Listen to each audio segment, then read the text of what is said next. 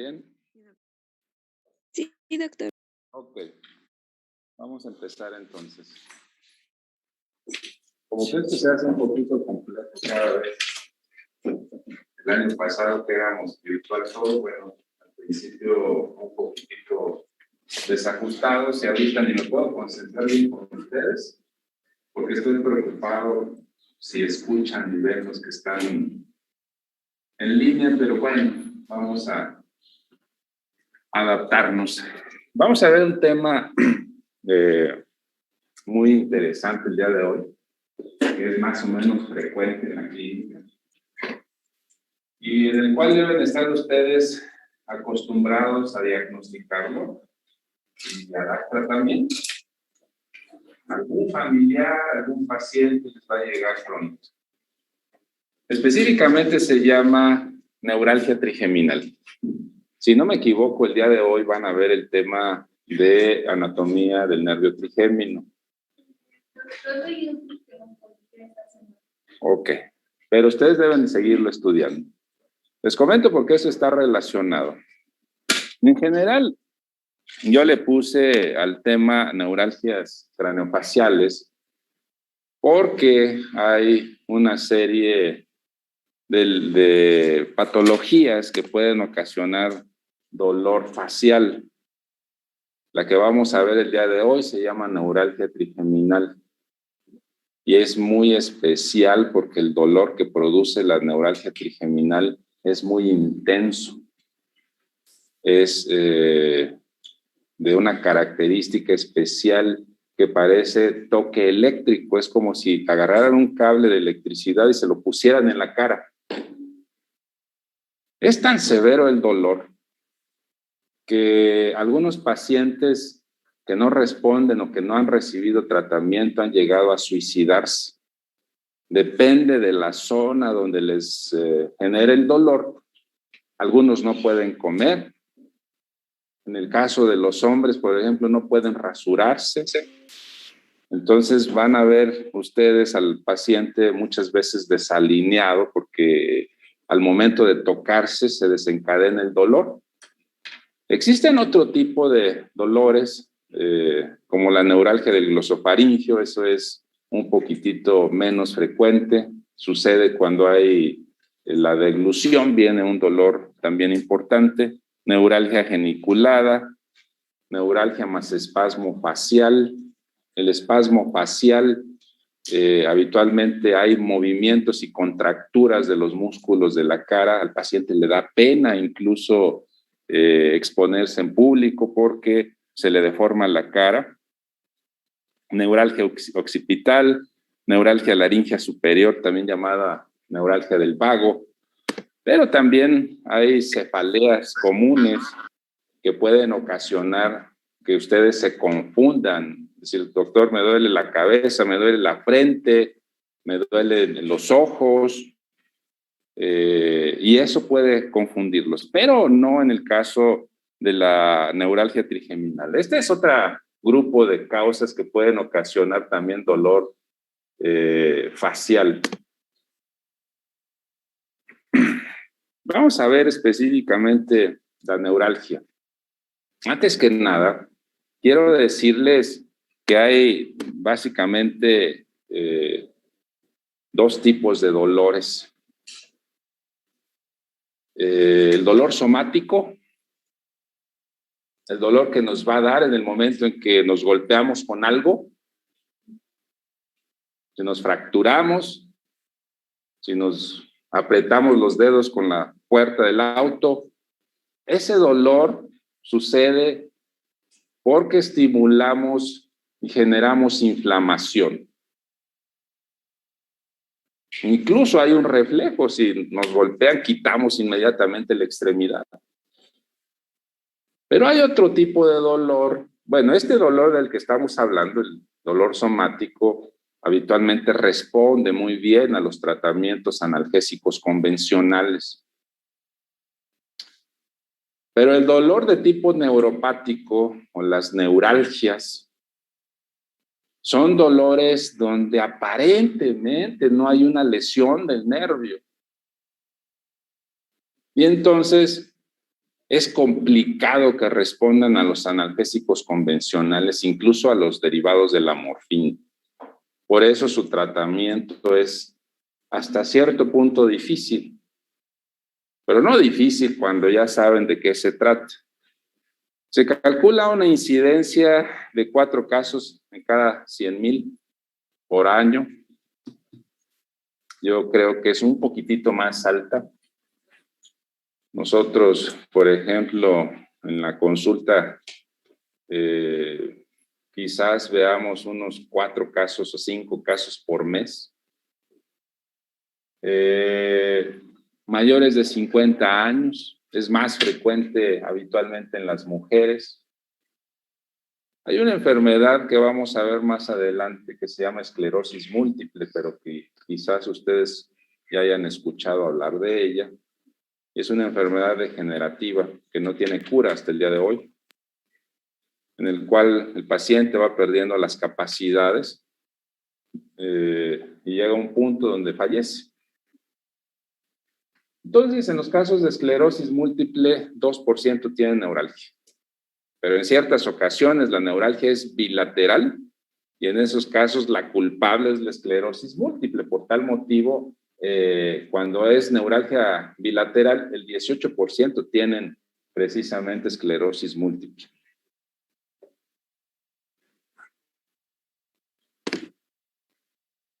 Es más frecuente en las ramas B2 y B3.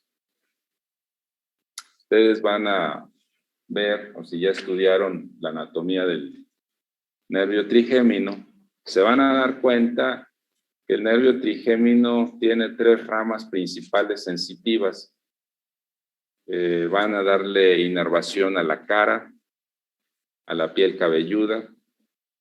Entonces, la rama B1 superior va a dar inervación a la piel cabelluda y a la zona de la frente, prácticamente hasta la porción inferior del ojo.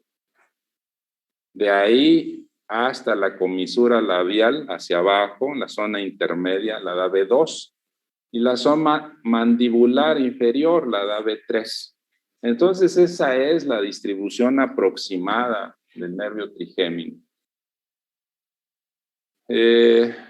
Como yo les decía, la mayor parte de las veces este tipo de dolores no es ocasionado por una lesión real en el nervio.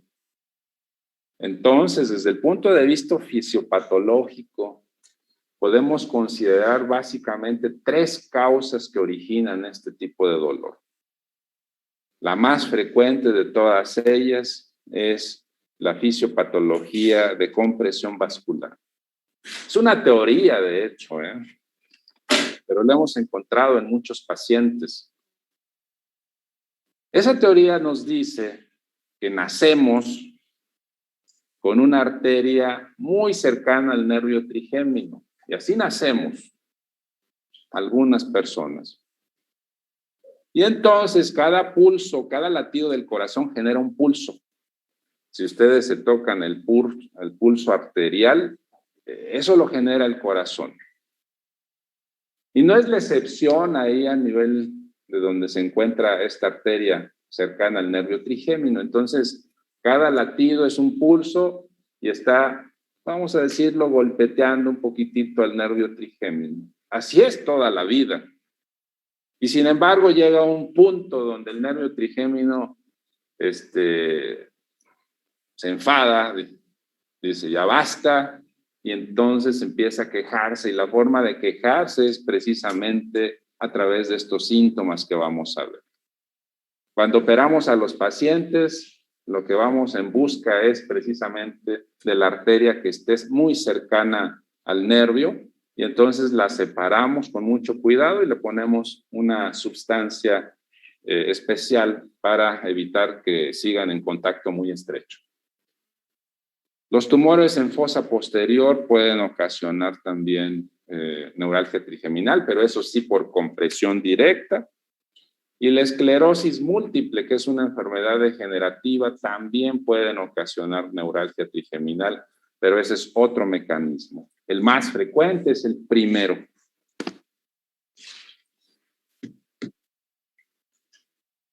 Esta es una resonancia magnética de fosa posterior. Este es el cerebelo, este es el cuarto ventrículo, esta es la emergencia del nervio trigémino en el puente. Vean ustedes, a lo mejor ya lo leyeron y si no se los voy a adelantar. Si nosotros vemos una resonancia, el mecanismo por el cual la computadora genera las imágenes es porque el equipo de resonancia, como su nombre lo indica, resonancia magnética, es un magneto gigante. Y entonces lo que hace ese magneto, por órdenes de la computadora, genera el campo magnético y alinea los electrones de las células. Y a través de un mecanismo ahí complejo, esa alineación de los electrones hace que se generen este tipo de imágenes. Todos los tejidos lo pueden hacer, excepto las células que se mueven. Y las células que se mueven, pues están dentro del sistema circulatorio, ¿cierto o no? Entonces los eritrocitos, los leucocitos se mueven continuamente, eso no los puede detener el magneto, ni los puede alinear. Entonces, cuando vemos una arteria en la resonancia magnética, se le dice que hay ausencia de señal. Esta es la ausencia de señal. Esa es una arteria. Eso es clásico que lo vean en cualquier nivel. Y esa es la explicación de por qué se le llama ausencia de señal, porque no hay células en el interior que se puedan alinear y que puedan dar la imagen. Entonces así se ve. En este caso, pues es una arteria que pasa muy cercana a la emergencia del nervio trigémino y esa es la causa. Tumores del ángulo pontocerebeloso, como este, también ahí es muy cerca de la emergencia. Schwannoma trigeminal, generalmente con un componente quístico. Schwannoma vestibular, perdón.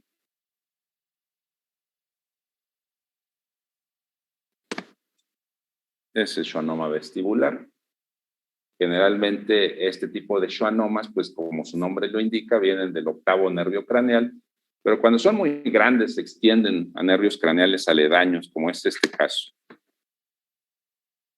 Y las placas de esclerosis múltiple también son causa de este tipo de dolores. Lo más interesante de todo esto es que este tipo de dolor es tan característico que es imposible que se equivoquen ustedes al diagnosticarlo. Es un dolor lacinante, paroxístico, es decir, es por ataques nada más de dolor, que duran segundos nada más. Y generalmente estos ataques de dolor paroxístico se desencadenan al estimular el punto gatillo. Tienen que buscar puntos gatillo. Al momento de tocarlo, viene el dolor y el paciente incluso se aleja. Si el paciente les dice, tengo dolor, doctor, en la cara, y no se me quita, no sigue un trayecto de B1, B2, B3, no hay puntos gatillo, no es neuralgia trigémina. Si el dolor es continuo, no es neuralgia trigémina. ¿Cuánto le dura? Lo traigo continuo. Eso no es neuralgia trigémina. La neuralgia trigeminal, entonces, es un dolor lacinante de tipo toque eléctrico, paroxístico, que dura segundos y que tiene puntos gatillo que estimulan. No hay ninguna otra alteración neurológica habitualmente, a menos de que se trate de un tumor que comprime otras estructuras. Pero la causa más frecuente, que es compresión microvascular, no genera ninguna otra alteración neurológica. Entonces, el cuadro clínico es realmente muy característico. No pueden equivocarse al diagnosticar. ¿De acuerdo?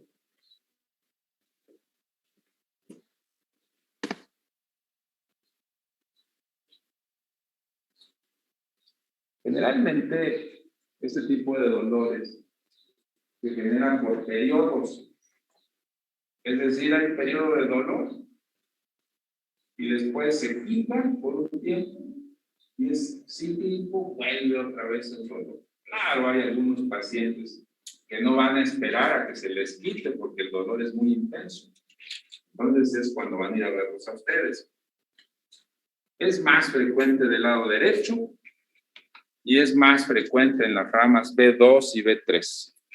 Es más frecuente en las mujeres 2-1. Entonces, esas son características clínicas. Siendo un cuadro clínico tan característico, el diagnóstico así lo es diagnóstico clínico.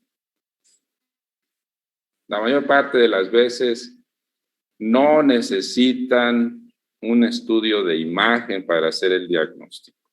El estudio de imagen básicamente lo necesitan para descartar que el paciente vaya a tener alguna otra patología, como el caso de un tumor o como el caso de esclerosis múltiple, que puede ser una manifestación inicial.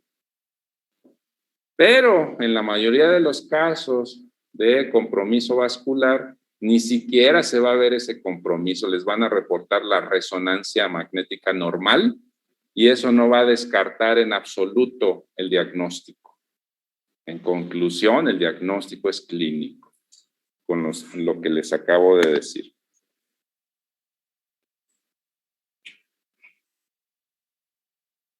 Hay algunas enfermedades que se pueden asemejar un poquitito a la neuralgia trigeminal.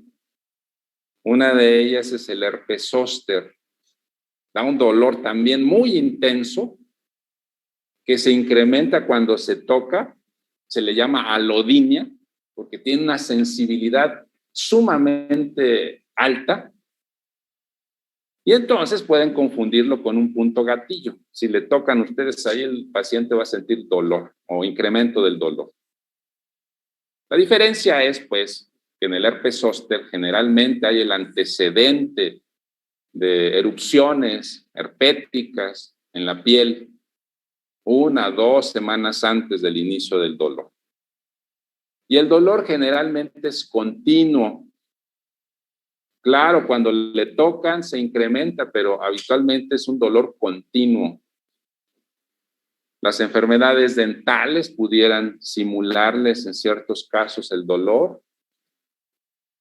Las arteritis, dolor arterial, pero ese es un dolor de tipo primordialmente temporal y algún tipo de tumor que comprima algún nervio en específico. De este cuadro, básicamente lo que deben de destacar es de que es más frecuente en el B2 y B3, de que es más frecuente del lado derecho. Es lo que ya les había comentado. Una vez que hacen el diagnóstico, hay 2 tipos de tratamiento. Tratamiento médico, que se da en todos los casos, y solamente un pequeño porcentaje que no responde al tratamiento médico es el que es candidato a cirugía. ¿Y qué es lo que le damos? Existe un medicamento sumamente viejo, sumamente antiguo, que se llama carbamazepina. Nombre comercial Tegretol, carbacina. Pero la situación es de que el nombre genérico es carbamazepina. A pesar de que es un medicamento antiguo, hoy por hoy sigue siendo el mejor medicamento para el tratamiento de la neuralgia trigeminal. Todavía. Un medicamento que se inventó como anticonvulsivo. pero que tiene efectos neuromoduladores, moduladores del dolor. La dosis promedio en el adulto, bueno, tiene el medicamento en dosis, dos presentaciones básicamente, de 200 y de 400 miligramos. Y la dosis promedio en el adulto es de 400 miligramos 3 veces al día, es decir, 1200 miligramos por día. Sin embargo, este medicamento tiene una característica muy especial, y es que en algunos pacientes, en algunas personas, les ocasiona somnolencia y alteración de la coordinación de movimientos. Por ese motivo, generalmente se inicia con dosis bajas. Entonces, le recetan a ustedes las tabletas de 200 para que las fraccionen a la mitad. Se inician una vez al día y la van incrementando posteriormente 2 veces al día, posteriormente media tableta 3 veces al día, y van notando si el dolor va disminuyendo. Si disminuye incluso antes de llegar a la dosis promedio, está perfecto, ahí se queda. Por ese motivo se inicia con dosis pequeñas. Hasta el 69% de los casos mejoran o incluso se les quita el dolor con esto.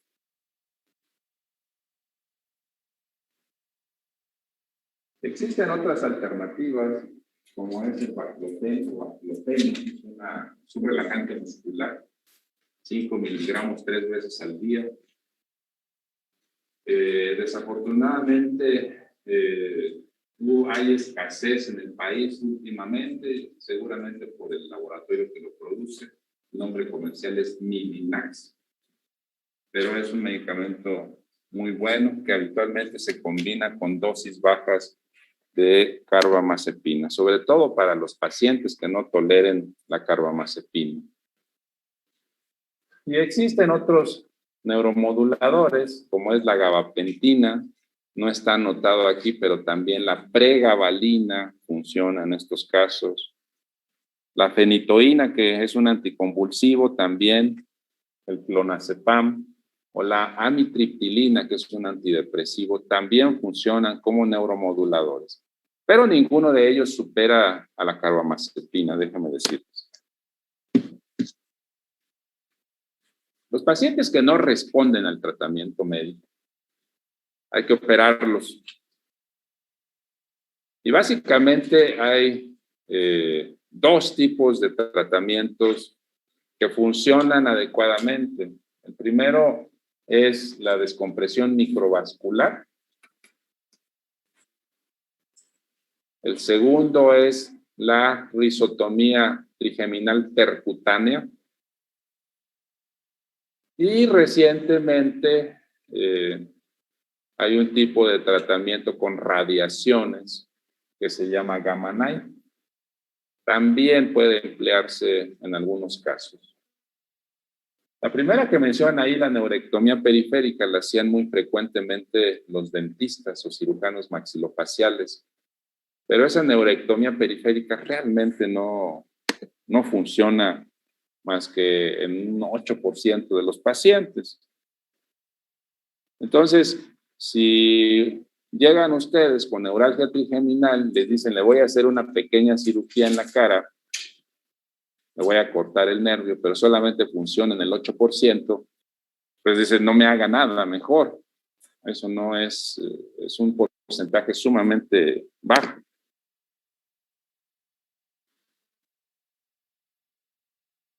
Este es un procedimiento que se hace con anestesia local y sedación, y se introduce una aguja en la cara por un trayecto especial que va a llegar hasta el interior del cráneo, hasta el ganglio de Gasser. Es lo que se le llama rizotomía trigeminal percutánea. Lo más actual es conectarse a un aparato que se llama M90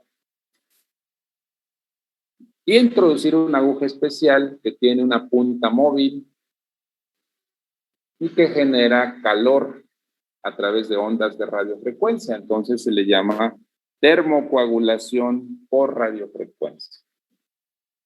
Aunque anteriormente se inyectaba glicerol para quemar precisamente el nervio, o se metía un catéter balón y se inflaba el balón ahí adentro para comprimir el nervio trigémino, o incluso se inyectaba agua estéril para lesionar el nervio también. Pero hoy por hoy el procedimiento de elección es este que está aquí subrayado. Entonces, ¿cómo se hace este procedimiento? Este procedimiento, como no implica anestesia general, está indicado para pacientes ya de edad avanzada, para los pacientes que están en etapas terminales por otras causas. Sin embargo, si ustedes tienen miedo de que se operen con cirugía abierta, aunque es microcirugía, pues entonces de todas formas es una opción, porque es con anestesia local, con sedación, y el dolor se quita habitualmente en forma inmediata. Esas son las complicaciones que puede haber: disestesias, meningitis, porque pues se llega hasta el interior del cráneo, alteraciones de la salivación, paresia de oculomotores, hipoacusia, queratitis ocular. Recuerden ustedes que el responsable del reflejo corneal es también el nervio trigémino, entonces a veces se lastima esa sensibilidad, les cae basurita, polvo y no genera el mecanismo del parpadeo porque la córnea no siente y entonces se lastima, eso se le llama queratitis ocular. Estas son otras alteraciones que puede haber, menos frecuente, con un éxito inicial hasta del 99%. Le digo, el dolor se quita prácticamente en forma inmediata.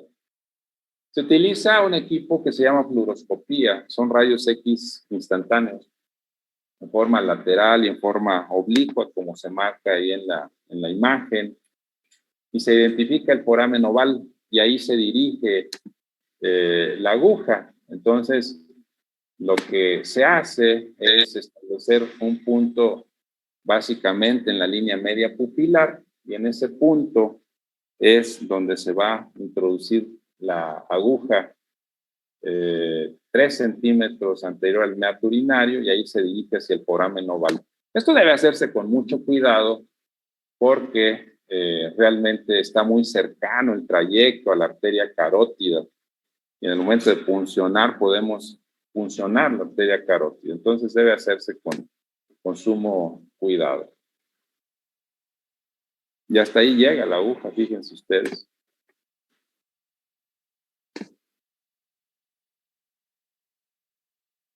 Lo interesante de todo es que esta aguja es más selectiva que lo que se hacía antes de inyectar glicerol o de comprimir con un balón catéter, porque esta aguja tiene movimiento, se va hacia atrás, se queda intermedia o se va hacia adelante, dependiendo de la rama trigeminal que clínicamente vemos afectada.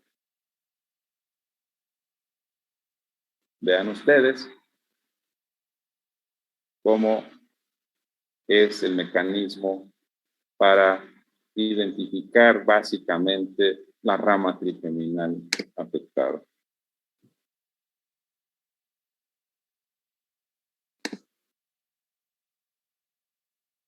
Estos son el aparato que les digo, el N90, que va conectado al sistema generador de ondas de radiofrecuencia.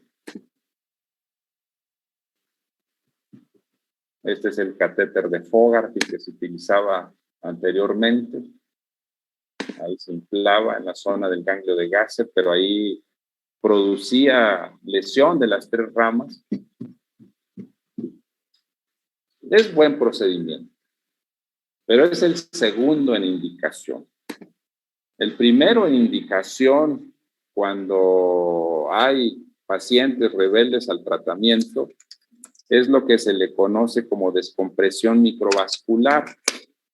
Y esa descompresión microvascular, en teoría, vamos al punto que originó el problema. En el procedimiento previo estamos lastimando al nervio para que no cause dolor. En este procedimiento lo que estamos haciendo es separar la arteria del nervio para que ya no le esté irritando.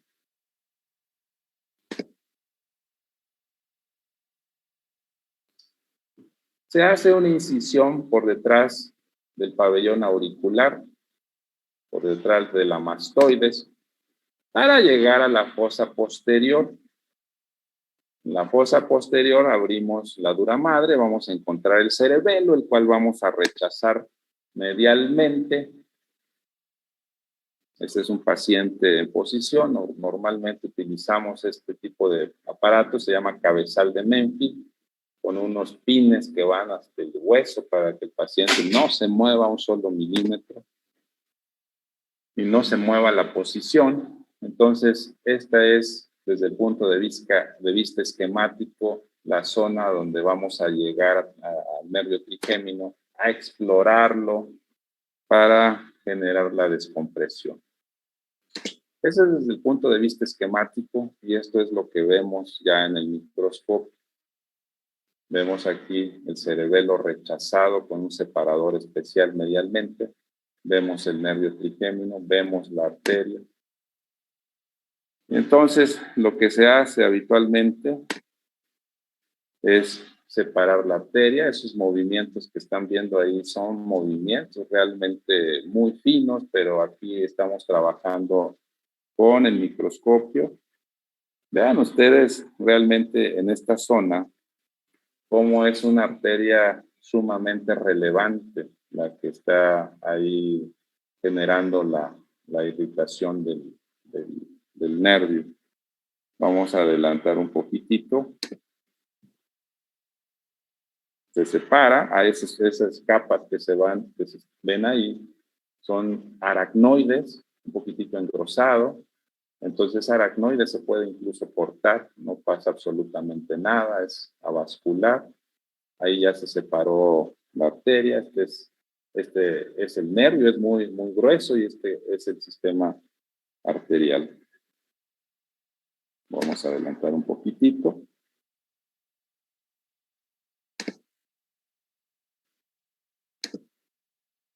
Ahí se mete un material de teflón que lo que va a hacer es como un tipo colchón para que la arteria ya no esté golpeteando al nervio.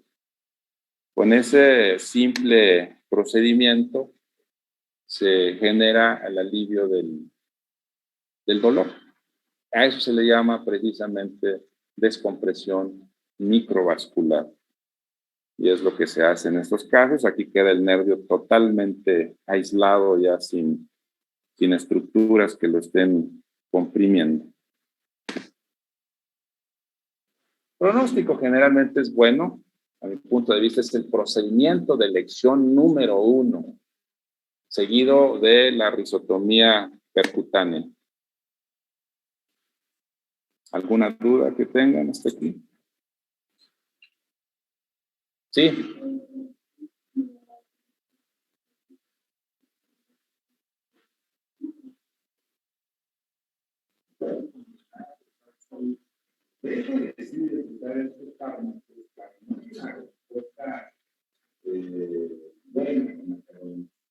Siempre inicio con el carbón. Si no hay una respuesta adecuada, puedes ir agregando sus fármacos. O si el paciente es alérgico a la carbamazepina, puedes iniciar con otros fármacos sin carbamazepina. Pero generalmente inicia con carbamazepina y vas agregando. ¿Alguna duda más? Sí.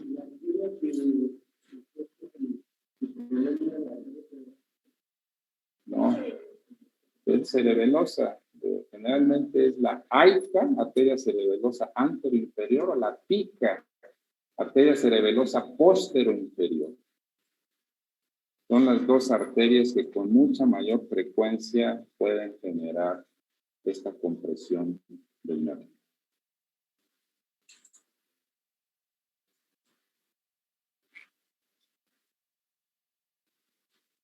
¿Sí?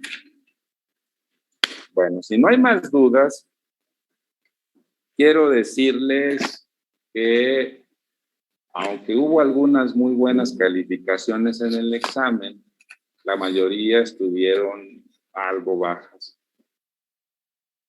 Necesito que se pongan a estudiar porque quiero darles algunos puntos con la práctica de anatomía. ¿Qué es lo que va a hacer la práctica de anatomía? Vamos a tener el mismo modelo anatómico que les enseñé en la clase